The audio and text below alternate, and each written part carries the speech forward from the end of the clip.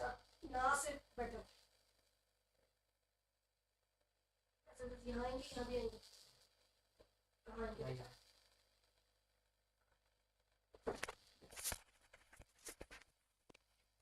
Hello students, आप लोग मुझे देख पा रहे हैं?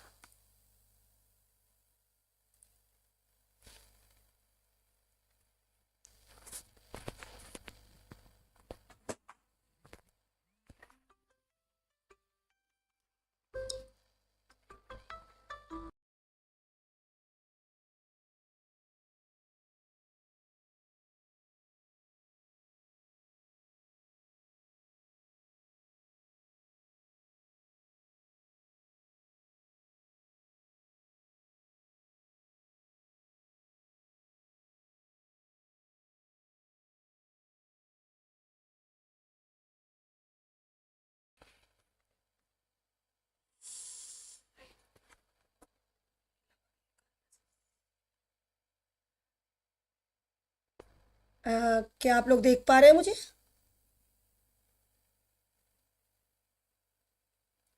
And am I audible properly?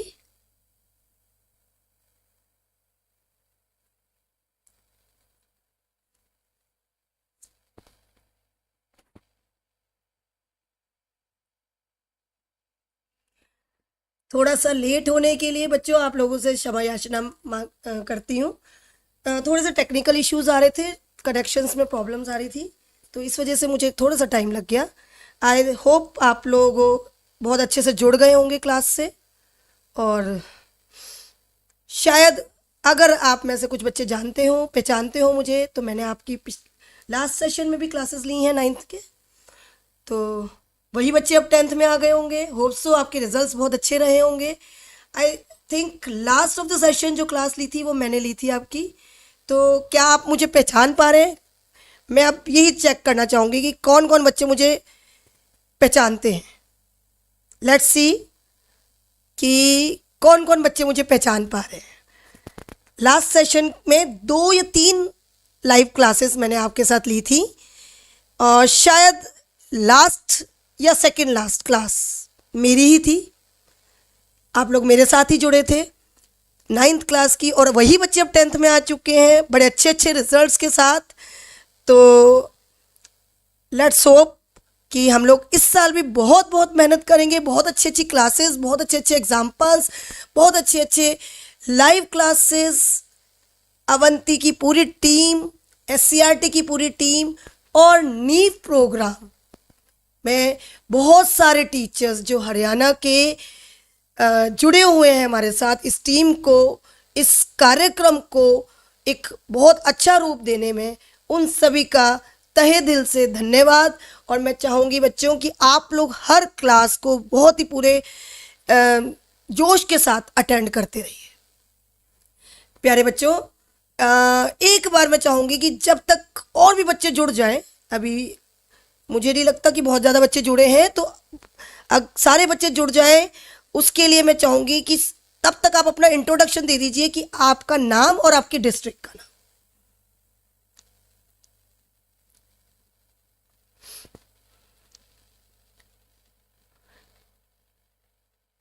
आपका नाम और आपके डिस्ट्रिक्ट का नाम आप अपना इंट्रोडक्शन चैट बॉक्स में लिखते जाएं। नाम के साथ ही, अलग अलग मैसेज की जरूरत नहीं है, नाम के साथ ही डिस्ट्रिक्ट का नाम दे दीजिए। हमारे पास बहुत सारे स्कूल्स जुड़े हुए हैं, हमारे साथ बहुत सारे टीचर्स जुड़े हुए हैं। सबसे बड़ी बात, ये एक क्लास ना ही कोई अवंती संकल्प की अकेले की क्लास है, ना ही ये कोई SCRT की अकेले की क्लास है, ये पूरे हरियाणा की क्लास है। ना ही एक अर्चना अरोड़ा यहाँ पर जो आपके सामने ऑन फेस दिखाई दे रही हैं, सिर्फ वही नहीं है, इस फेस के साथ पीछे बहुत लोग जुड़े होते हैं।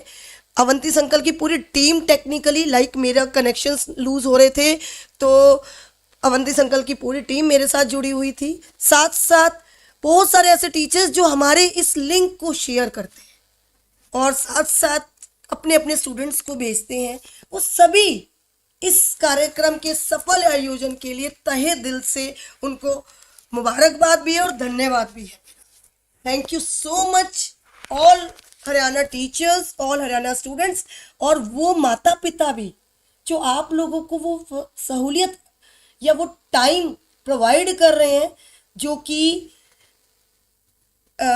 आप लोग, जिस वजह से आप लोग हमारे साथ जुड़ पा रहे हैं। बहुत अच्छा लग रहा है देखकर कि महेंद्रगढ़ से, भिवानी से, सिरसा से, फरीदाबाद से बहुत ज़्यादा मात्रा में बच्चे जुड़े हुए हैं। Faridabad, Bhiwani, Sirsa, very nice. रूपाबाद, सिरसा, बापोड़ा, कुसुम तंवर फरीदाबाद से हैं, जतिन गोड़ा भिवानी से हैं, और मोहन लाल के आईडी से फरीदाबाद से जो बच्चे बहुत जुड़े हुए हैं। भिवानी से भी बच्चे बहुत बहुत मात्रा में जुड़े हुए हैं। सिरसा से बच्चे बहुत मात्रा में जुड़े हुए हैं। वाह वाह।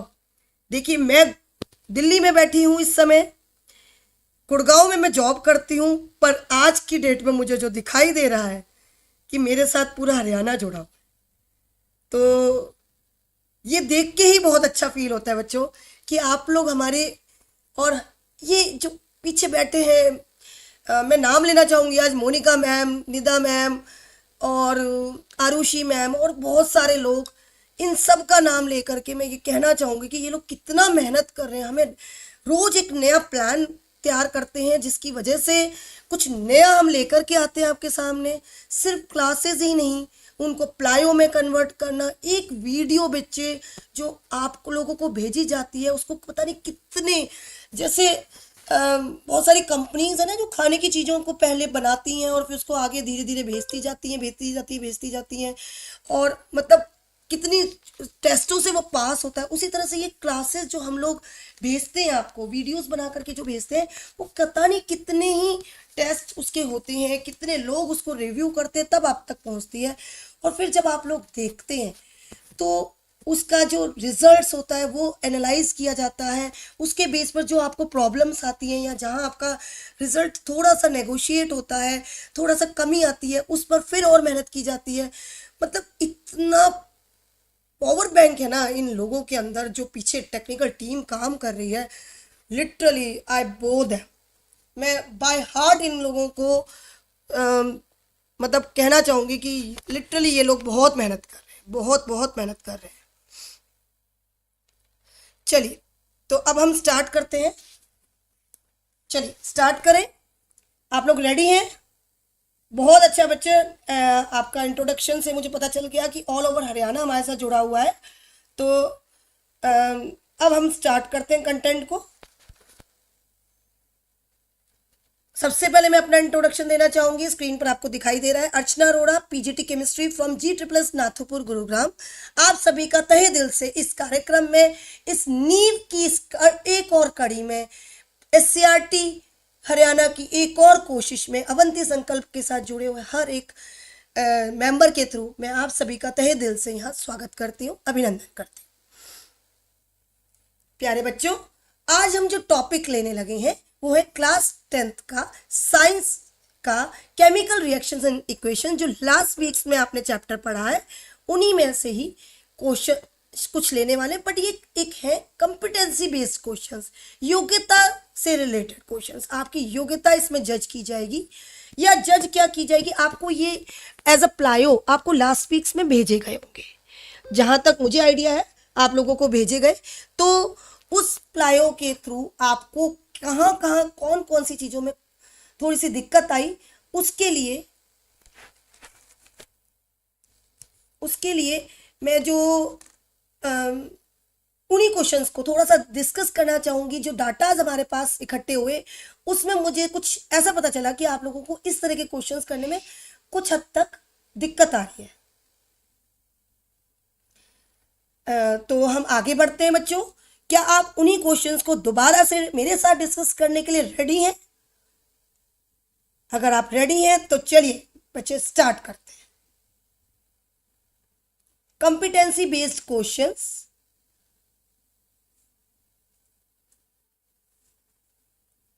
जस्ट अ सेकेंड बच्चों, थोड़ा सा दिक्कत आ रही है।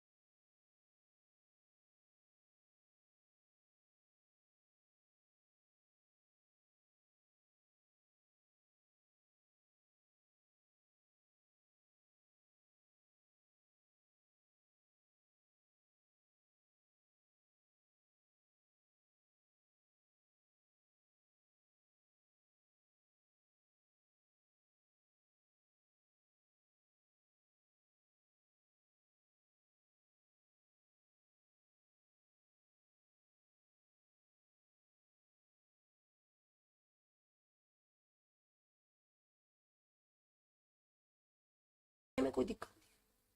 तू मेरा चेहरा मत हटाना।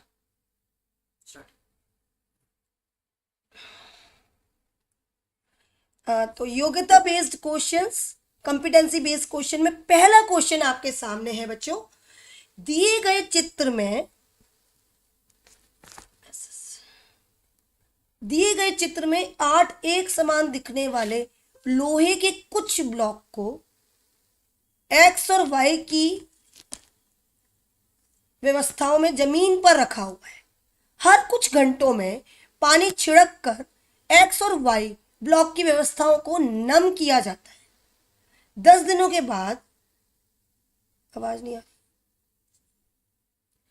10 दिनों के बाद किस व्यवस्था में अधिक जंग लगने की संभावना है। ये था हिंदी मीडियम वालों के लिए। और इंग्लिश वालों के लिए, 8 identical iron blocks are placed on the ground in the 2 arrangements X and Y as shown in the image. The block arrangements are kept moist by sprinkling water every few years. Which of the arrangements is likely to gather more rust after 10 days?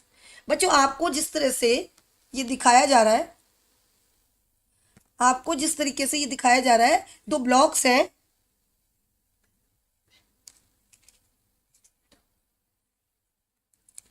ये आपको दिखाई दे रहे हैं, ये blocks है।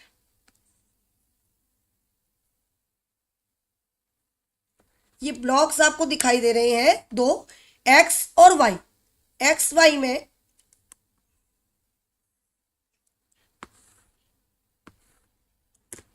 Arrow दे दे।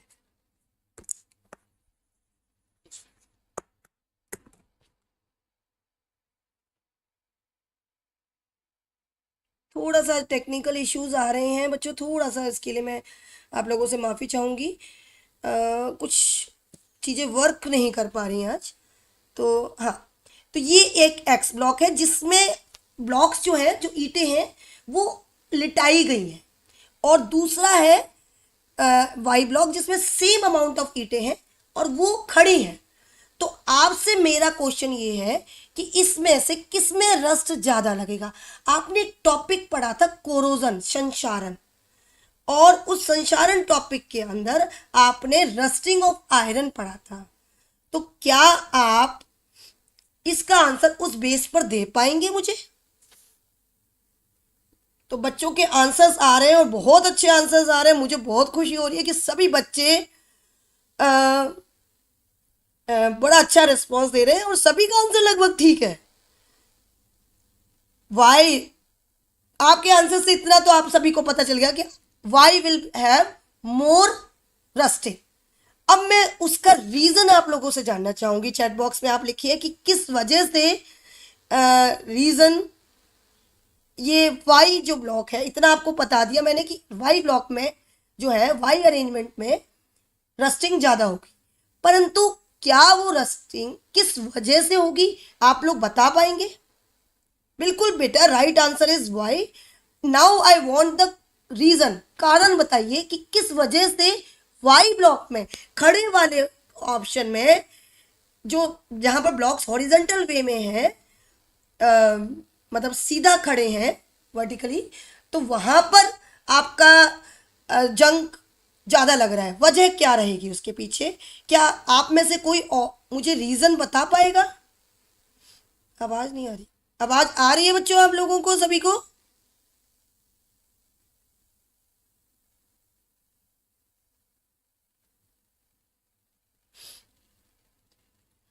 मुझे बच्चों आंसर नहीं मिल रहा। एक बच्चा है रीना G++ दुलाना से, उन्होंने बोला है कब लगेगा, इसलिए कम जंग लगेगा ब्लॉक में, वाई ब्लॉक में। आंसर मुझे समझ नहीं आ पाया बेटा, आप क्या कहना चाह रहे हैं? कोरोजन विधि है, ठीक है, वाई का एरिया कम है, वेरी गुड, बट आपने कंप्लीटली नहीं बता पाए हैं। आशु ने भी आंसर दिया है इसका रीजन के साथ, वो हवा के संपर्क में आता है। Krishna, very good. प्यारे बच्चों, इसके लिए मैं थोड़ा सा आगे जाना चाहूंगी। आप देख रहे हैं कि कुछ चीजें हैं जिनमें जंग लगा। अब जो जंग है, क्या देख रहे हैं आप? सारी चीजें इनमें कहीं ना कहीं जंग लगा हुआ है। अब सबसे पहले मैं आपको बताना चाहूंगी कि जंग है क्या। जब कोई धातु अपने आसपास अम्ल, आर्द्रता आदि के संपर्क में आती है तब वो संक्षारित हो जाती है और इस प्रक्रिया को संक्षारण या कोरोजन कहते हैं। अब हम बात करते हैं, जैसे कि ये आपको एक ताला और वो दिखा रखा है। इस सब को बताने के बाद मैं आपको रस्टिंग पर ले जाना चाहूंगी कि लोहे के संक्षारण को जंग लगना कहते हैं। और जंग के लिए हमें किस चीज की जरूरत पड़ती है? आयरन में जब ऑक्सीजन पानी के साथ, ऑक्सीजन और पानी दोनों कांटेक्ट में आता है तो वो देखिए, आयरन जब ऑक्सीजन के साथ मिलता है तो वो Fe2O3 बनाता है, ठीक है। और Fe2O3 के साथ ही एक और बात बताना चाहूंगी, Fe2O3 के साथ ही जब पानी मिलता है, वो पानी की मात्रा कितनी भी हो सकती है, वो एक बाल्टी पानी भी हो सकता है, और एक जस्ट मॉइस्चर में जो नमी, जो वातावरण में नमी होती है ना, उससे भी पानी के कांटेक्ट में आया जा सकता है। नमी, जस्ट एक नमी एटमॉस्फेयर में, जैसे आप देखते हैं रेनी सीजन में बहुत ज़्यादा मॉइस्चर होता है, तो वो उस मॉइस्चर के कांटेक्ट में आने पर भी ये क्या करके, ये Fe2O3 जो है वो X लगा करके XH2O में, X मतलब कितना भी मॉलिक्यूल्स ऑफ वाटर हो सकता है, Fe2O3 XH2O एक कंपाउंड बना लेता है जिसको हम कहते हैं rust. Actually hydrated iron oxide को हम कहते हैं रस्ट। तो क्योंकि हमें रस्टिंग के लिए आयरन ऑक्साइड के साथ एक हाइड्रेटेड आयरन ऑक्साइड की जरूरत होती है, और जितना ज़्यादा कांटेक्ट, जितना ज़्यादा चीज के कांटेक्ट में हवा और पानी आएगा उतना ज़्यादा रस्ट लगने के चांसेस रहेंगे। तो अब अगर हम बात करें एक्स और वाई ब्लॉक की, क्योंकि मैंने आपको बेसिक बता दिया, एक्स और वाई ब्लॉक की, एक्स और वाई ब्लॉक की जहां हम बात करते हैं, तो बात करते वक्त आप देख रहे हैं एक्स ब्लॉक में, एक्स ब्लॉक में अगर आप देखें तो एक्स ब्लॉक में हमारा जो कांटेक्ट है, जो एरिया ऑफ कांटेक्ट है, या आप सरफेस एरिया क्या है, जो नीचे वाला पूरा पोर्शन कांटेक्ट में नहीं आएगा क्योंकि वो ढका हुआ है, नीचे से जुड़ा हुआ है, तो वहां ना ऑक्सीजन के आने के चांसेस है, ना ही ऑक्सीजन तो समवॉट कहीं कॉर्नर से आ जाए, पर पानी के कांटेक्ट में आने के चांसेस नहीं है। ऑक्सीजन और पानी जब उनको मिलेगा नहीं, वो एरिया ऑफ कांटेक्ट ज़्यादा है। और अगर वाई ब्लॉक में देखें तो थोड़ा सा एरिया ऑफ कांटेक्ट है, जिसकी वजह से ज़्यादा जो एरिया है वो हवा के कांटेक्ट में आने के, वो एक्सपोज्ड ज़्यादा है, तो वो हवा के कांटेक्ट में ज़्यादा आएगा, जिसकी वजह से इसमें जंग लगने के चांसेस ज़्यादा रहेंगे। जंग उसमें भी लगेगा, पर इसमें मोस्ट ऑफ द एरिया आप देख रहे हैं, अगर आप 3 डायमेंशनली देखें और इमेजिन करें तो इसमें लगभग सिर्फ नीचे वाला एरिया, जो थोड़ा सा एरिया ऑफ कांटेक्ट है, उसमें जंग नहीं लगेगा, बाकी सारे एरिया में जंग बहुत ज़्यादा लगेगा, जिसकी वजह से ये ज़्यादा कोरोडेड होगा। ठीक है बेटा, आई थिंक आपको समझ में आ गया होगा। उपरोक्त दो मामलों में वाई की सतह एक्स की तुलना में हवा के संपर्क में अधिक है, इसलिए वाई एक्स की व्यवस्था की तुलना में अधिक जंग खाएगा। तो इतनी बात आई थिंक सो आपको समझ में आ गई होगी। अब हम अगले क्वेश्चन की तरफ चलते हैं। अगर किसी को अभी भी कोई बात इसमें समझ में नहीं आई है तो अभी भी मेरे से यहीं पर क्वेश्चन कर सकता है, सो डेट मैं दोबारा से इसको एक्सप्लेन कर दूँ। थोड़ा सा आज जो है शुरू के कुछ मिनटों में हमारा टेक्निकल इशू होने की वजह से क्लास थोड़ी सी डिस्टर्ब रही है, और मैं बार बार आपको कहूँगी कि उसमें थोड़ा सा हम भी डिस्टर्ब हो जाते हैं, सिर्फ आप ही नहीं, हम भी डिस्टर्ब हो जाते हैं, जिसकी वजह से क्लास में हम जैसे कहते हैं मेंटली प्रेजेंस नहीं बन पाती है। तो अब हम कोशिश करते हैं कि क्लास में कोई वो ना आए, बाधा ना आए, और होप करते हैं कि क्लास और अच्छे से और जोश में हम चला पाए। तृप्ति ने 500 ग्राम केक मिश्रण में 1 चम्मच बेकिंग सोडा मिलाया। उन्होंने मिश्रण को 5 मिनट के लिए अलग रख दिया। गीता ने भी 500 ग्राम केक मिश्रण में 1 चम्मच बेकिंग पाउडर मिलाया। उन्होंने भी मिश्रण को 5 मिनट के लिए अलग रख दिया। तृप्ति और गीता दो अलग अलग पर्सन है, एक ने बेकिंग सोडा मिलाया और एक ने बेकिंग पाउडर मिलाया। ध्यान से सुनते रहिए। उन्होंने भी, फिर उसने दोनों केक को एक ही ओवन में पकाया। ठीक है, किसका केक अधिक फूलने की संभावना है? बच्चों अभी मैं आपको कुछ सेकंड्स का टाइम देती हूँ, आप सोचिए, विचारिए और मुझे ये बताइए कि बेकिंग सोडा या बेकिंग पाउडर। बेकिंग सोडा को हम ए ऑप्शन देते हैं, बेकिंग पाउडर को हम बी ऑप्शन देते हैं। एक में हमने बेकिंग सोडा मिलाया और एक में हमने बेकिंग पाउडर मिलाया। आप मुझे बताइए, आप सोच के, कि ए तृप्ति या B Gita, which one will be more, मतलब फुलावट जो है वो किसमें ज्यादा आएगी?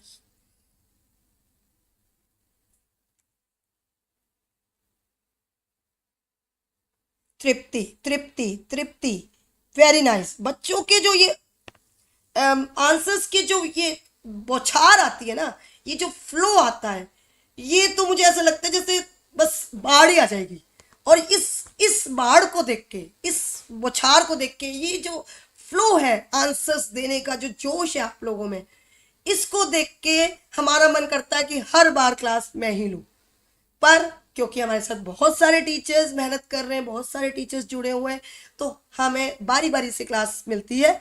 इवन मैं हमेशा बोलती हूँ कि लाइव क्लास लेनी है तो मैं ही लूँ।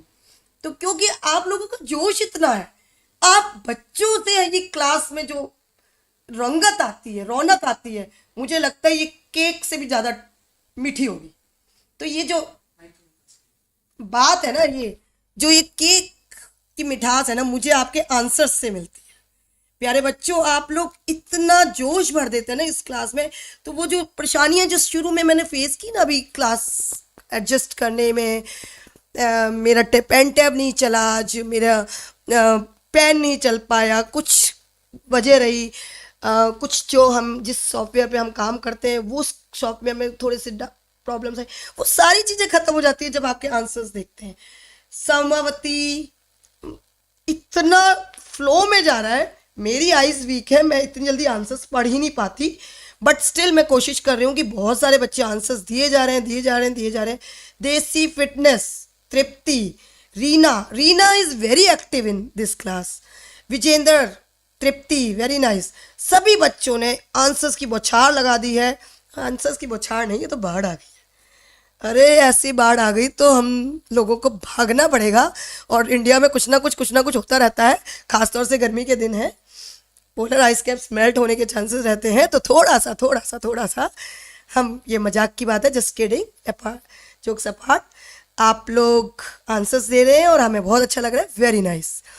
प्यारे बच्चों, तृप्ति का केक फूलेगा। जहां तक सिर्फ फूलने की बात आती है, बिल्कुल सही आपका आंसर है, तृप्ति का केक फूलेगा। मैं आपको आगे बढ़ते हैं, आप लोगों के लिए मेरे पास यहाँ कुछ पिक्चर्स।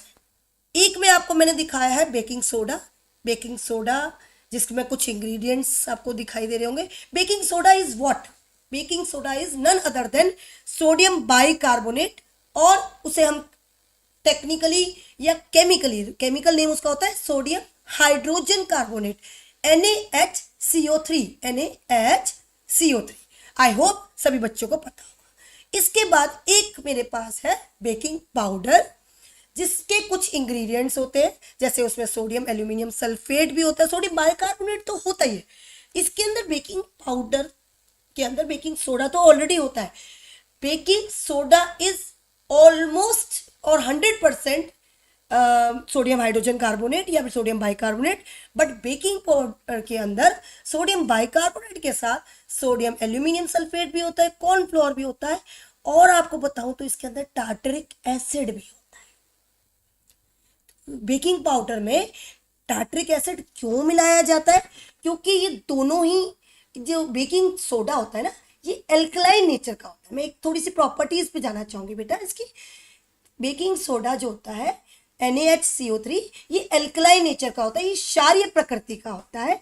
और जो ये क्षारीय प्रकृति होती है, आपने पढ़ा होगा कि acids are sour in taste and bases are bitter in taste. Acids जो होते हैं वो खट्टे होते हैं, और बेसिस जो है वो कैसे होते हैं? कड़वे होते हैं। तो क्षार जो होते हैं वो कड़वे होते हैं। अब कई बार तो हमें ये पता है कि बेकिंग सोडा को जब हम हीट करते हैं, सोडियम बाइकार्बोनेट को जब हम हीट करते हैं, तो CO2 रिलीज करता है। That CO2 makes anything rise. वो CO2 ही है जिसकी वजह से कोई भी चीज में फुलावट आती है। ठीक है बच्चों, पर क्योंकि वो एल्कलाइन नेचर का होता है, कड़वा टेस्ट होता है, तो थोड़ा सा भी ज्यादा मिलने से कई बार क्या होता है खाने की चीजों में उसमें क्या हो जाता है, आपके चीजें में कड़वाहट आने के चांसेस रहते हैं। इसलिए कुछ चीजों में हम बेकिंग पाउडर मिलाते हैं। तो बेकिंग पाउडर में क्योंकि ऑलरेडी टार्टरिक एसिड मिला होता है, डेट मीन्स वो न्यूट्रलाइज कर देता है उसके कड़वे नेचर को, उसके एल्कलाइन नेचर को, उसकी क्षारीय प्रकृति को, अम्ल जो है वो उदासीन कर देता है। तो इस वजह से उसका कड़वापन भी कहीं हद तक खत्म हो जाता है। तो प्यारे बच्चों, अगर हम सिर्फ पुलाव, क्योंकि इस क्वेश्चन में पूछा है फुलावट, तो फुलावट के नाम पर अगर हम बात करें तो देखिए, जब हम बेकिंग सोडा डालेंगे तो फुलावट ज्यादा आती है। बेकिंग पाउडर से भी फुलावट आती है, पर क्योंकि बेकिंग पाउडर के अंदर, देखिए केक कैसे फूलता ही चला जा रहा है, बेकिंग पाउडर के अंदर जो है और भी कंटेंट्स होते हैं जो कि इस केमिकल रिएक्शन को, ये केमिकल रिएक्शन है, ठीक है, इस केमिकल रिएक्शन को कहीं ना कहीं केमिकल रिएक्शंस को में थोड़ी सी इंटरफेरेंस कर देते हैं वो जो साइड प्रोडक्ट्स होते हैं। तो जिस वजह से जो साइड इंग्रेडिएंट्स होते हैं, जिस वजह से कहीं ना कहीं रिएक्शन में कहीं कमी आती है। हम जहां बात कर रहे हैं सिर्फ फुलावट की, तो बेकिंग पाउडर के मुकाबले में बेकिंग सोडा विल गिव, देखिए तृप्ति ने 500 ग्राम केक मिश्रण में 1 चम्मच बेकिंग सोडा मिलाया और गीता ने भी 500 ग्राम केक मिश्रण में एक चम्मच बेकिंग पाउडर मिलाया, पर बेकिंग सोडा के मिलाने से तृप्ति का केक अधिक फूल जाएगा। परंतु जब हम बात करते हैं केक को खाने की, यहाँ फुलावट की बात आ रही है, तो हम बेकिंग सोडा करेंगे।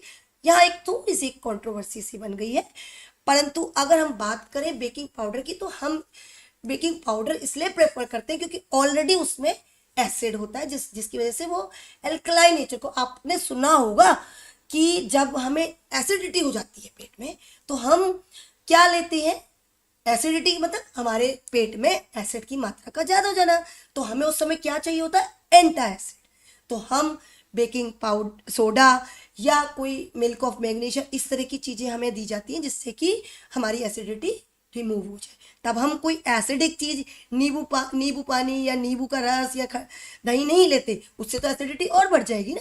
तो हम उस समय पर एंटा एसिड, एसिड को काटने वाली चीज लेते हैं। तो प्यारे बच्चों, मुझे होप सो आपको ये बात समझ में आ गई होगी कि किस वजह से क्या कन्वर्ट होगा। तो बेकिंग सोडा शुद्ध सोडियम कार्बोनेट है, जबकि बेकिंग पाउडर में सोडियम बाइकार्बोनेट से अधिक पदार्थ भी मिले होते हैं। तो तृप्ति के मिश्रण में सोडियम कार्बोनेट अधिक होगा, जिसके परिणाम स्वरूप अधिक कार्बन डाइऑक्साइड डेवलप होगी, प्रोड्यूस होगी, जो केक को अधिक बढ़ा देगा, ठीक है। और बेकिंग पाउडर के अंदर जो है वो और भी इंग्रेडिएंट्स होते हैं, जिसकी वजह से केमिकल रिएक्शन में, जो CO2 बनने की रिएक्शन में थोड़ा सा हिंड्रेंस आ जाता है, जिसकी वजह से फुलावट कम आती है। अब हम बच्चों आगे तीसरे क्वेश्चन की तरफ बढ़ सकते हैं। क्या आपको इस तरह के क्वेश्चन में, अब तक आपने करा टॉपिक की, टॉपिक से रिलेटेड हमने क्वेश्चन पूछे और बहुत सिंपल क्वेश्चन पूछे, आप लोगों को आंसर्स मिलते जाए गए। क्या आज वाले क्वेश्चन आप लोगों को बाकी क्वेश्चन से डिफरेंट लग रहे हैं? आप लोगों को ऐसा लग रहा है कि ये क्वेश्चंस में कुछ और जील है, कुछ और मजा है? क्या आप इस तरह के क्वेश्चंस और भी पढ़ना चाहेंगे? हाँ, जो एक नीतू है जो जिसने आंसर दिया इनो भी यूज किया जाता है। इनो के अंदर भी तो सोडियम बाइकार्बोनेट होता है, इनो भी यूज किया जाता है एंटासिड के रूप में। बहुत बढ़िया बच्चों, बहुत बढ़िया, आपके लिए क्लैपिंग। आप सभी बच्चों के लिए एक बार क्लैपिंग है मेरी तरफ से। बहुत अच्छा आप लोग रिस्पॉन्स दे रहे हैं। और मुझे ये बताइए कि आप लोगों को इस टाइप के क्वेश्चन जिनमें थोड़ा सा कुछ नयापन है, क्या आप लोगों को मजा आ रहा है इस तरह के क्वेश्चन में? क्या आप लोग इस तरह के कॉम्पिटेंसी बेस्ड क्वेश्चंस को और पढ़ना चाहेंगे?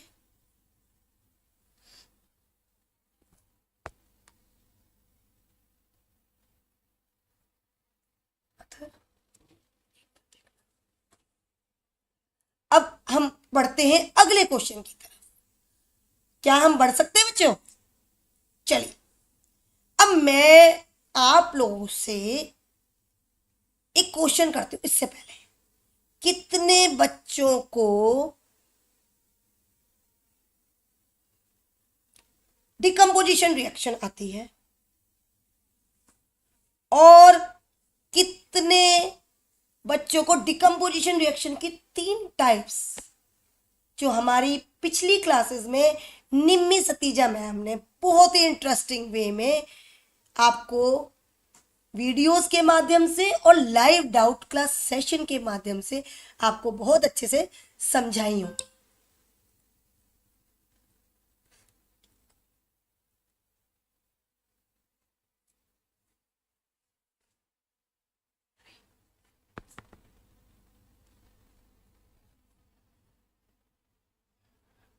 तीन टाइप की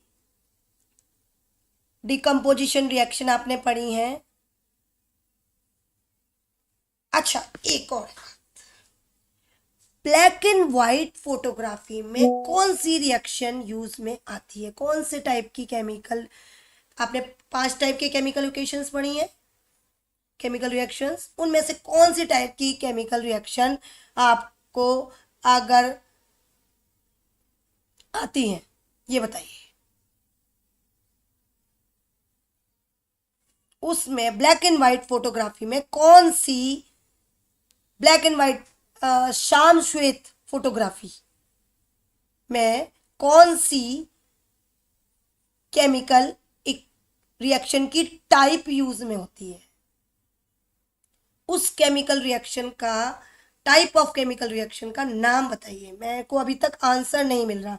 बहुत कुछ आप बता रहे हैं, बहुत सही बता रहे हैं। आपने क्वेश्चन भी पढ़ लिया, आपने क्वेश्चन के आंसर भी बता दिए।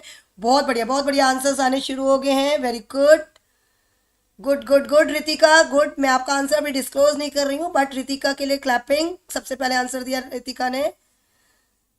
केमिकल रिएक्शन की टाइप बताइए बेटे, आंसर नहीं बताइए। Type of chemical reaction which is use in black and white photography.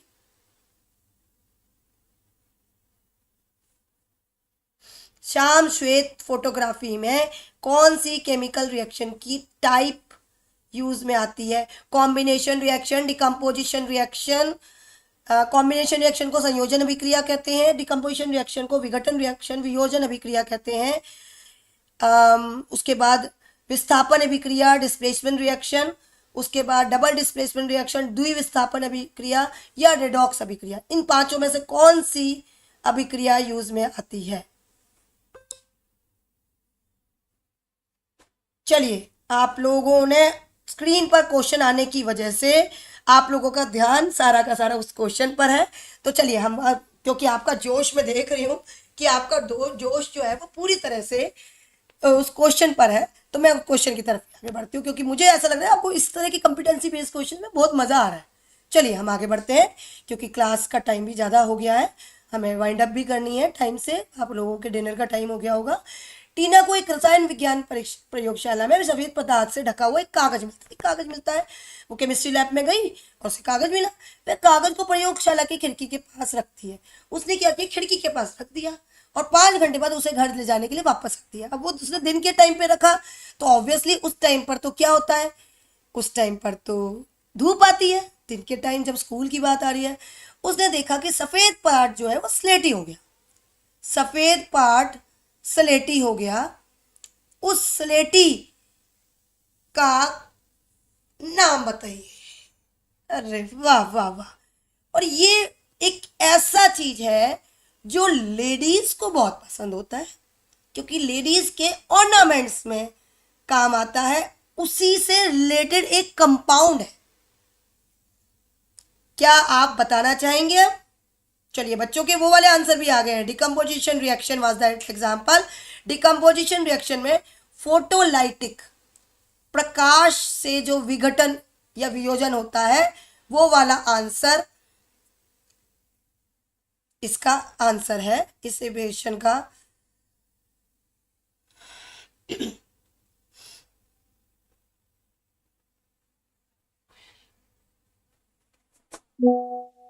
तो प्यारे बच्चों, टीना को संभवतः कौन सा पदार्थ मिला, बताएंगे आप? What could be the most likely the substance Tina has found. अगर हमने केमिस्ट्री लैब के बाहर सनलाइट में विंडो के पास हमने व्हाइट सब्सटेंस को रख दिया और वो ग्रे में कन्वर्ट हो गया, तो जो ग्रे पार्ट है वो तो मैंने आपको बता दिया लेडीज को बहुत पसंद होता है, वो व्हाइट पार्ट, व्हाइट कंपाउंड का नाम क्या है? वेरी गुड दीपक बागड़ी, वेरी गुड नीतू, रितिका, बहुत बढ़िया, सुमित्रा देवी, देसी फिटनेस, ये देसी फिटनेस बार बार दिखाई दे रहा है। बच्चे आपके आईडी जो है, आईडी का नाम जो है ना वो बड़ा इंटरेस्टिंग है, बार बार ध्यान चला जाता है। गुड, पर बच्चा पढ़ने वाला है, बच्चा फिट भी है और बच्चा पढ़ाई में भी फिट है। इस बच्चे के लिए तालियां, क्योंकि इसका नाम ही कुछ एक क्लास है, देसी फिटनेस। नाइस। तो यस बेटे, अब मैं आपको थोड़ा सा एक्सप्लेन करना चाहूंगी। दूसरा क्वेश्चन भी एक बार देख लेते हैं। पदार्थ सफेद रंग से स्लेटी में बदल गया, इस अभिक्रिया के लिए रासायनिक समीकरण लिखें। दैनिक जीवन में देखे जाने वाले पदार्थ के इस गुण का एक अनुप्रयोग बताइए। अरे वाह, ये क्वेश्चन तो मैं पहले पूछ चुकी हूँ। At the very starting of this question मैंने पहले ही पूछ लिया था, और मेरे बच्चे तो मुझे लगता है इतना अच्छा पढ़ के आए हुए हैं। निम्मी मैम की क्लास और अवंती टीम के लिए हिप हिप हो रहे, क्योंकि इन्होंने बच्चों को इतनी बढ़िया, और आपके टीचर्स के लिए भी, जो स्कूल में टीचर्स पढ़ा रहे हैं आपको, उनके लिए भी बहुत बहुत बधाई। और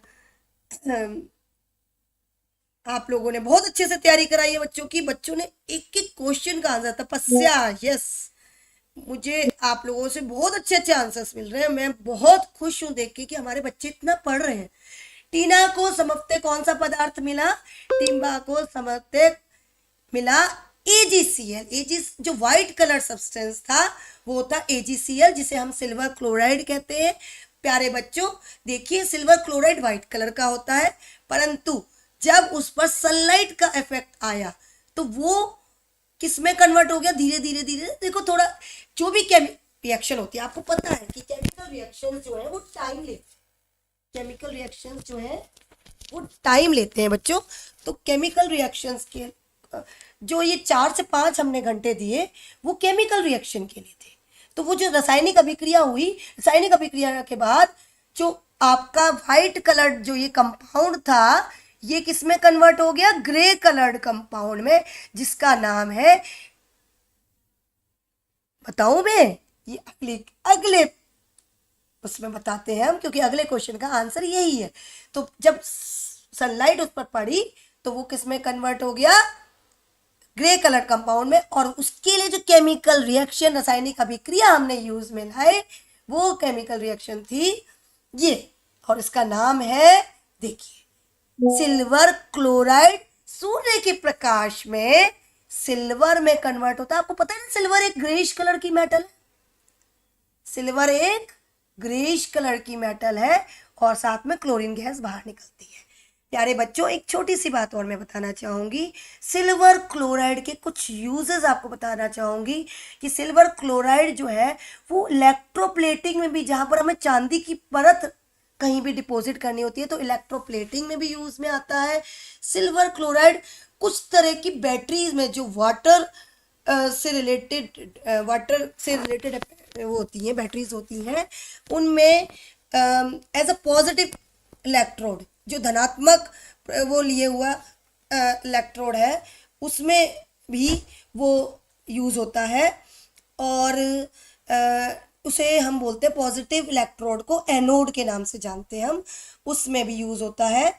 और बाकी कई चीज़ों में यूज में आता है, मेडिसिनल वे में भी यूज में आता है, चांद और भी चांदी की कहीं।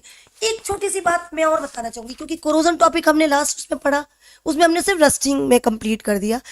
सिल्वर जब थोड़े टाइम के लिए उसे खुला छोड़ दो, जैसे चांदी की पायल मम्मियाँ पहनती हैं घर में, मैं नहीं पहनती पर आपकी मम्मियाँ ज़रूर पहनती होंगी चांदी की पायल या चांदी के बिछुए।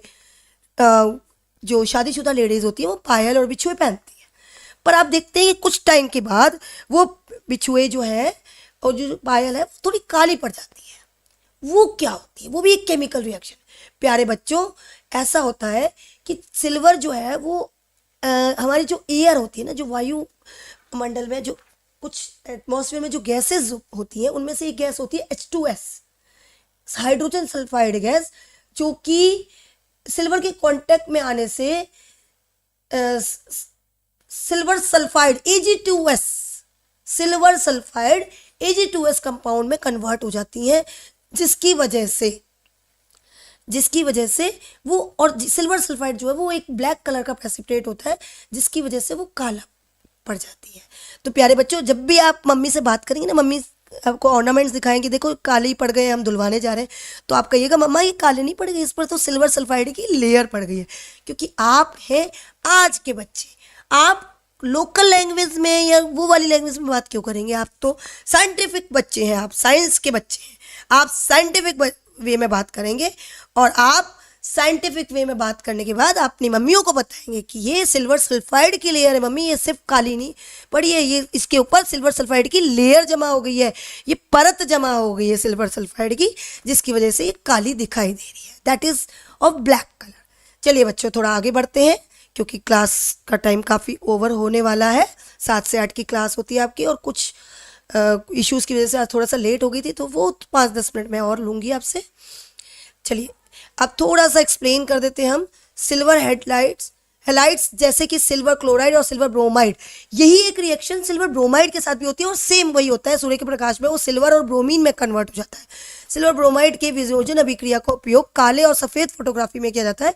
इस प्रतिक्रिया को फोटोकेमिकल वियोजन के रूप में भी जाना जाता है। मैंने आपको बताया था ना, फोटोकेमिकल डिकम्पोजिशन, वियोजन अभिक्रिया के ही 3 टाइप होते हैं, जिसमें एक में ऊष्मा यूज आ जाती है, दूसरे में लाइट यूज में आती है, सूर्य का प्रकाश, तीसरे में इलेक्ट्रिसिटी, विद्युत धारा यूज में आती है।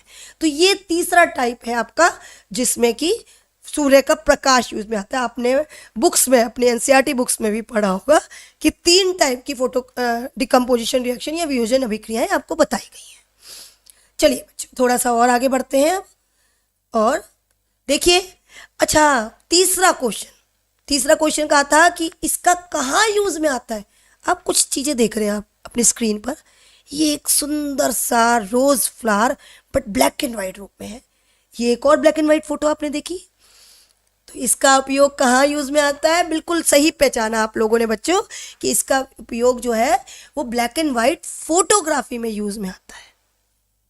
It is used in photography, और ब्लैक एंड वाइट फोटोग्राफी जो पुराने ज़माने में होती थी, आप अभी कभी अपने दादा से, दादी से, या नाना नानी से, या अपने मम्मी पापा से भी पूछेंगे ना, तो पहले ज़माने में सिर्फ और सिर्फ ब्लैक एंड वाइट फ़ोटोज़ निकला करती थी। और आप देख रहे हैं, इस तरह का कैमरा हुआ करता था, उसमें से कुछ नेगेटिव्स बाहर आते थे, और फिर वो नेगेटिव्स को हम एक अलग से एक रूम होता था, मैं दिमाग से मेरे निकल रहा है कि वो रूम को हम क्या बोलते थे, उसके अंदर एक लाइट के अंदर एक लाइट, प्रॉपर लाइट जलाया करती थी, और सिल्वर ब्रोमाइड सॉल्यूशन के अंदर उसको नेगेटिव्स को एलोबरेट किया जाता था, तो लाइट उस पर पड़ती थी और सिल्वर ब्रोमाइड होता था या सिल्वर क्लोराइड, और उसके थ्रू वो फोटोज़ को वो एलोबरेट होके आती थी ब्लैक एंड वाइट रूप में। मतलब ब्लैक एंड वाइट फोटोज निकल के आ जाती थी, वो नेगेटिव्स जो है वो एलोबरेट हो जाते थे ब्लैक एंड वाइट फोटो के रूप में, जिस तरह से आपको ये दिखाया गई है, आपके स्क्रीन पे आपको दिखाई दे रही होगी ये ब्लैक एंड वाइट फोटो। चलिए बच्चे, अब जो चीजें हमने पढ़ी अब तक, उसी के बेस पे हम आपसे थोड़े से क्वेश्चंस और आगे बढ़ते हैं, और इनका आंसर्स भी मैं आपसे चाहूंगी। आशा है आप लोगों को ये वाले क्वेश्चन समझ में आ रहे होंगे और आप लोगों को मजा भी आ रहा है। Yes, dark room. तो एक रसोइया ब्रेड बनाने के लिए आटा, पानी, नमक और खमीर मिलाता है। इन्हीं क्वेश्चंस पर जो मैंने पिछले उसमें आपको बताए क्वेश्चंस में, उन्हीं के बेस पर ही आप लोगों का एक और क्वेश्चन है। देखिए, मिश्रण करने के बाद किण्वन की प्रक्रिया को पूरा करने के लिए आटे को कुछ घंटे के लिए एक कंटेनर में रखा जाता है। किण्वन के दौरान ब्रेड में एक रासायनिक परिवर्तन होता है। खमीर आटे में स्टार्च और शुगर को कार्बन डाइऑक्साइड और अल्कोहल में बदलने में मदद करता है और आटे को फुलाता है। ब्रेड का आटा क्यों फूलता है, ये आपको बताना है। अब इसके ऑप्शन है आपके सामने, क्योंकि अल्कोहल का उत्पादन होता है और गैस में बदल जाता है, ए ऑप्शन है, because alcohol is produce and turn into gas. B option है क्योंकि किण्वन पानी को वाष्प में बदल देता है, because fermentation turns water into vapour. C option है क्योंकि इसमें एकल कोशिका वाले कवक प्रजनन करते हैं, because of single celled fungi reproducing in it, क्योंकि कार्बन डाइऑक्साइड गैस उत्पन्न होती है, because carbon dioxide gas is produce. D option. Oh my God, आप लोगों का मैं क्या करूं बच्चों, क्या करूं। मेरा क्वेश्चन पढ़ने से पहले आपके आंसर्स की बौछार आ गई है। How intelligent and participative you are. आप लोग कितना अच्छा रिस्पॉन्स देते हैं। Again a big upload for you, big upload. मतलब क्वेश्चन रीड कर रही हूं, मैंने अभी तक आपको क्वेश्चन समझाया नहीं है, स्टिल आप लोग इतना ज्यादा रिस्पॉन्स दे रहे हैं इतने बढ़िया आंसर्स के साथ। यस बच्चे, थोड़े से कुछ बच्चों की गलती आ रही है और ये गलती नहीं आनी चाहिए अगली बार के लिए। मैं आपको इसका आंसर बताऊंगी, विद एक्सप्लेनेशन बताऊंगी। तो थोड़ा सा मेरा आज ना पेन काम नहीं कर पा रहा है, तो मैं बस आपको थोड़ा सा एक्सप्लेन कर देती हूँ। वैसे तो आपको अब तक ये फर्मेंटेशन प्रोसेस के बारे में, ये जो किण्वन प्रक्रिया है इसके बारे में पता चल ही गया होगा। फर्मेंटेशन के अंदर जैसे अभी हमने पढ़ा था ना कि उसमें भी CO2 गैस रिलीज होती है, ठीक है। डो जो है, ये जो आटे का जो ब्रेड का जो आटा है, ये कार्बन डाइऑक्साइड की वजह से फूल रहा है, ठीक है। और आंसर है इसका डी। पर मैं आपको जो ये फर्मेंटेशन जब नाम आ गया है और केमिकल रिएक्शन की बात हो रही है, तो जो बच्चे, क्योंकि जिस तरह से आपका पार्टिसिपेशन है, मुझे लगता है कि आप लोगों को थोड़ा एक्स्ट्रा बता देना चाहिए। तो मैं आपको जस्ट ये बताना चाहूंगी फर्मेंटेशन प्रोसेस के अंदर होता क्या है, क्योंकि यहाँ पर अल्कोहल का उत्पादन, फंजाई और ये सब चीज़ें बताई गई हैं, क्वेश्चन के अंदर पूछी गई हैं। तो मैं थोड़ा सा आपको बताना चाहूंगी जस्ट एक वर्बली, बिकॉज आज पेन नहीं चल पा रहा है, पर मैं फिर भी आपको कुछ थोड़ा सा बताना चाह रही हूँ। एक्चुअली क्या होता है, जो स्टार्च और शुगर बनते हैं ना, ये जो ब्रेड के आटे के अंदर जो स्टार्च और शुगर होता है, वो sugar is not that sugar की मीठी, जस्ट जो कार्बोहाइड्रेट्स होते हैं उनके अंदर स्टार्च शुगर होता है। जो ईस्ट, जो हमारा पाउडर्ड ईस्ट होता है, पाउडर्ड खमीर होता है, उसके अंदर कुछ एंजाइम्स काम करते हैं। पहली अभिक्रिया जो होती है वो क्या होता है, C12H22O11, जो कि एक शुगर का फॉर्मूला होता है, वो काम करता है इन्वर्टेस एंजाइम, जो कि ईस्ट में से ही एक इन्वर्टेस एंजाइम है, इन्वर्टेस एंजाइम।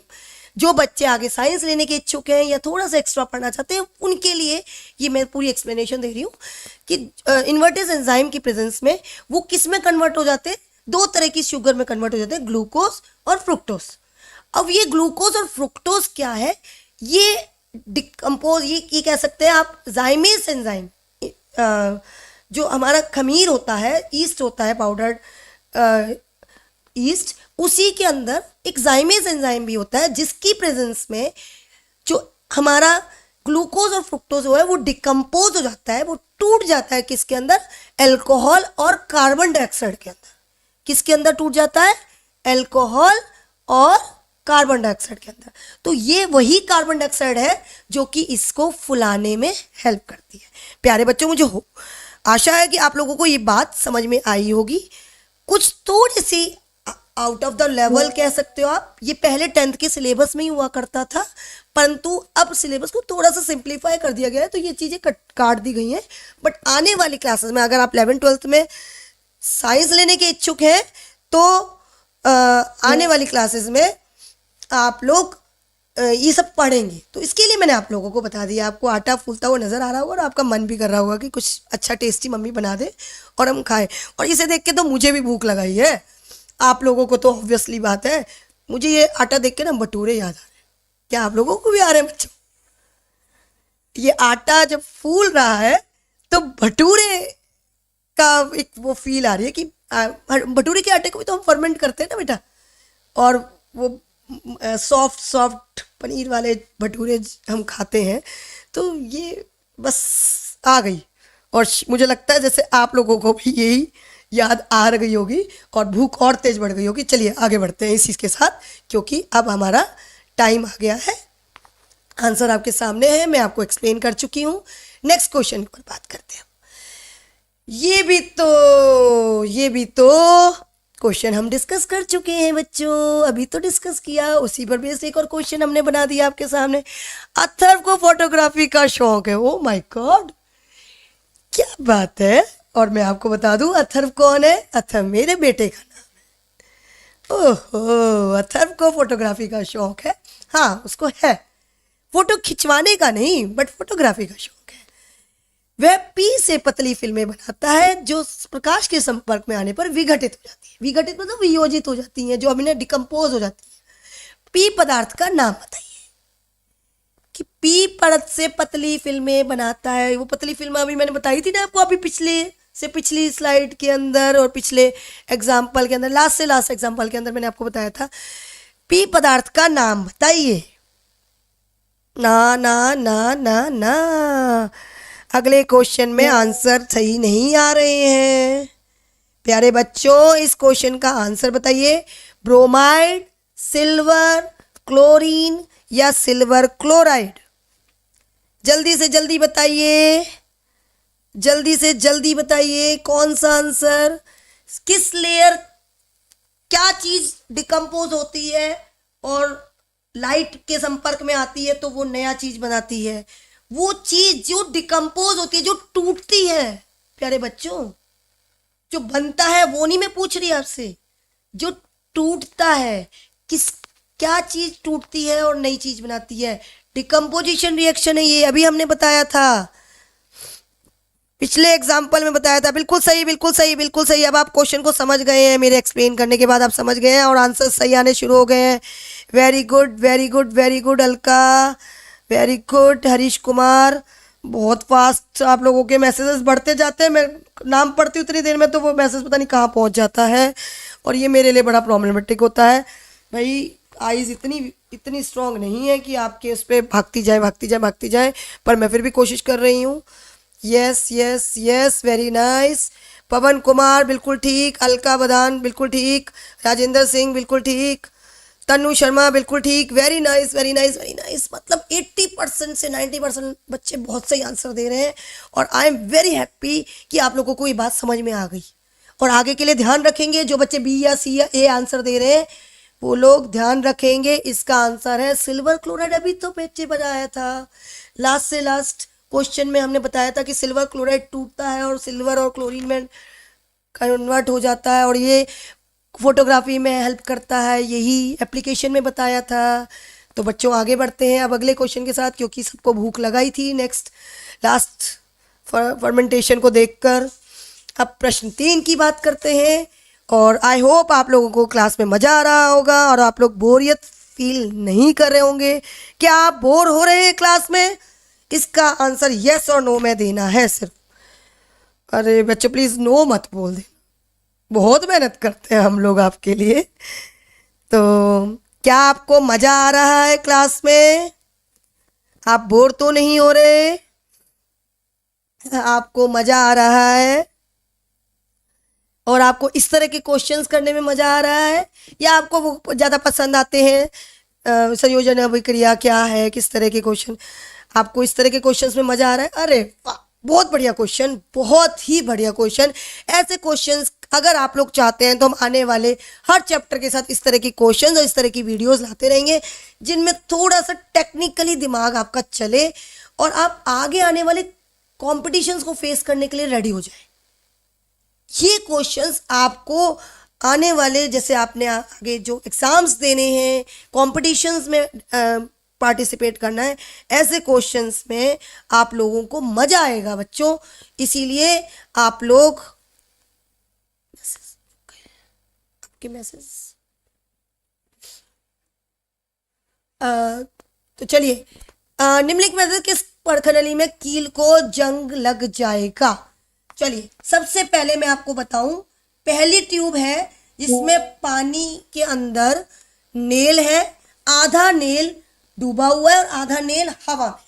देखिए 3 टेस्ट ट्यूब ली गई हैं, 3 टेस्ट ट्यूब में एक कील डाला गया है पहली टेस्ट ट्यूब में, और तीनों को ऊपर से बिल्कुल कवर कर दिया गया है कॉर्क की मदद से। ठीक है, ये आपको क्लियर दिखाई दे रहा है। उसके बाद एक जो पहली टेस्ट ट्यूब है उसको मैं कील को आधा डुबो दिया गया है, मतलब आधा कील जो है वो पानी के कांटेक्ट में है, आधा कील जो है वो एयर के कांटेक्ट में, क्योंकि जहां कुछ नहीं होता वहां एयर होती है, ये सबको पता है। ट्यूब बी में प्यारे बच्चों बॉइल्ड वाटर डाल दिया गया है, उबला हुआ पानी, और साथ में ऊपर डाल दिया गया ऑयल। और इतना तो मेरे ख्याल से सभी बच्चों को पता होगा कि ऑयल और पानी एक दूसरे के कांटेक्ट में नहीं आने देता, मतलब ऑयल जो है वो नहीं आएगा कांटेक्ट में, मतलब अब उसके ऊपर एयर है, अब एयर के बीच में ऑयल की लेयर की वजह से एयर कांटेक्ट में नहीं आ पा रही पानी के और इस कील के। ठीक है, अब अगली है टेस्ट ट्यूब जिसमें ड्राई एयर है। ड्राई एयर है मतलब उसमें एनहाइड्रस CaCl2 डाल के, कैल्शियम रिलेटेड जो कंपाउंड्स होते हैं वो हाइग्रोस्कोपिक होते हैं नेचर में, वो पानी को एब्जॉर्ब कर लेते हैं। हाइग्रोस्कोपिक का मतलब होता है पानी को एब्जॉर्ब करने की क्षमता रखना। तो कैल्शियम रिलेटेड कंपाउंड जो है वो पानी को एब्जॉर्ब कर लेते हैं, मतलब अगर बाय चांस एयर के अंदर नमी भी है ना, पानी नहीं डाला इसमें, सिर्फ एयर डाली, पर एयर में कई बार नमी आ जाती है, नमी के थ्रू पानी का कांटेक्ट बन जाएगा कील से, तो इन्होंने क्या किया, कैल्शियम क्लोराइड डाल दिया जिससे वो पानी भी सूख जाए। अब सिर्फ ड्राई है, मतलब कहने का मतलब ये है कि ट्यूब ए में कील जो है वो एयर और वाटर दोनों के कांटेक्ट में है, ट्यूब बी में कील जो है वो सिर्फ पानी के कांटेक्ट में, एयर के कांटेक्ट में नहीं है, और ट्यूब सी में जो कील है वो सिर्फ एयर के कांटेक्ट में, पानी के कांटेक्ट में नहीं है। तो किस में जंग लगेगा, उसमें जंग लगेगा, परखंडली ए में, ट्यूब ए में, ट्यूब बी में, ट्यूब सी में, या किसी में भी नहीं। तो प्यारे बच्चों ये तो हम आपको पहले ही बता चुके कितनी बार। मुझे लगता है किसकी जरूरत होती है जंग लगने के लिए, किन दो चीजों की बहुत ज्यादा जरूरत होती है, जिसके दोनों के बिना हमें, उन दोनों के बिना जंग नहीं लग सकता, ऐसा कौन सी चीज है? मुझे वो चीजों के नाम बताइए। ऑप्शन तो आप सभी का ठीक है, आप सभी के लिए जोरदार था, परंतु मुझे उन दो चीजों का नाम बताइए जिनकी वजह से जंग लगेगा ही, मतलब वो दोनों चीजें आर एसेंशियल।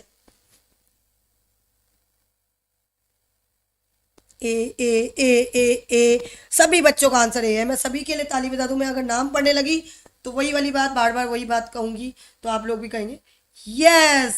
सुनील सेन ने सबसे पहले आंसर दिया, water and oxygen, water and air. उसके बाद बहुत सारे बच्चों ने आंसर दे दिया है यस बच्चों, अगर सिर्फ पानी के कांटेक्ट में आएगा तब भी जंग नहीं लगेगा, एयर भी चाहिए उसके लिए, और सिर्फ एयर के कांटेक्ट में आने से भी जंग नहीं लगेगा। मतलब ट्यूब बी और ट्यूब सी दोनों में ही जंग नहीं लगेगा, क्योंकि ट्यूब ए में कील जो है वो एयर और वाटर दोनों के कांटेक्ट में है, इसलिए जंग जो है वो सिर्फ ट्यूब ए में लगेगा।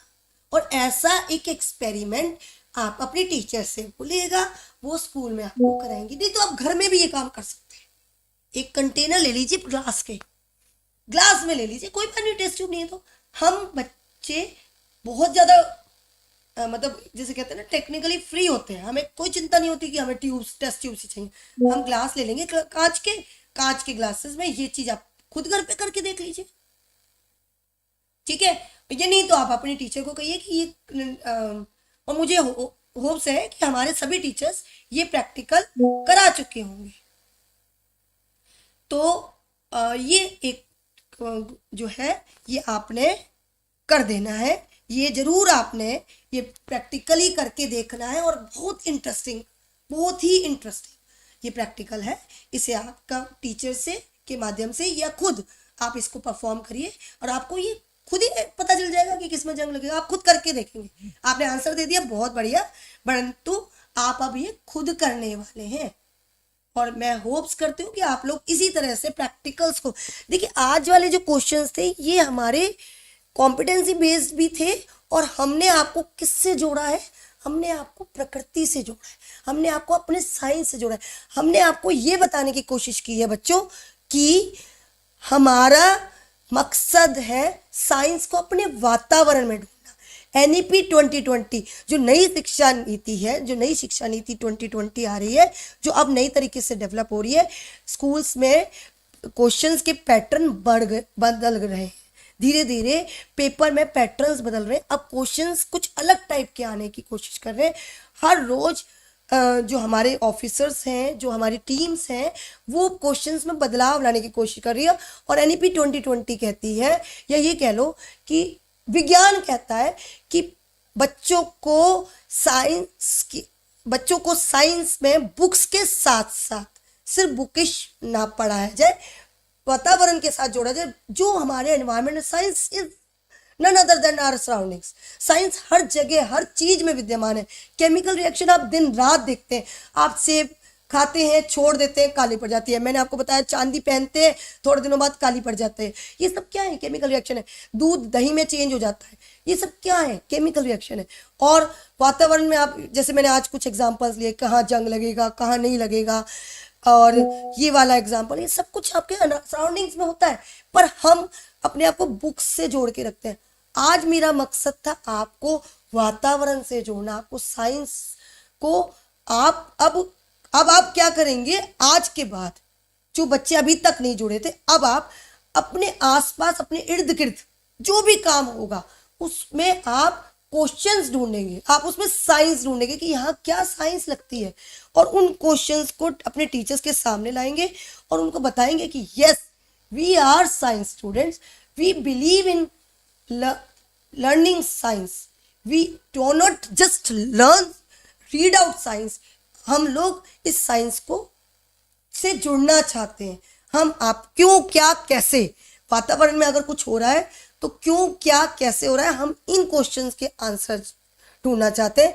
तो बच्चों, आज की क्लास मुझे लगता है आपके लिए बहुत ही फ्रूटफुल रही होगी, और आशा करती हूँ आप लोगों को मजा आया होगा। मैं आपसे इस वीडियो के बाद, इस क्लास के बाद बस ये चाहूंगी कि आप लोग ये जरूर आंसर करें कि आप लोग इस तरह के क्वेश्चंस देखना चाहते हैं आगे भी या नहीं। Thank you, have a nice day, have a good night.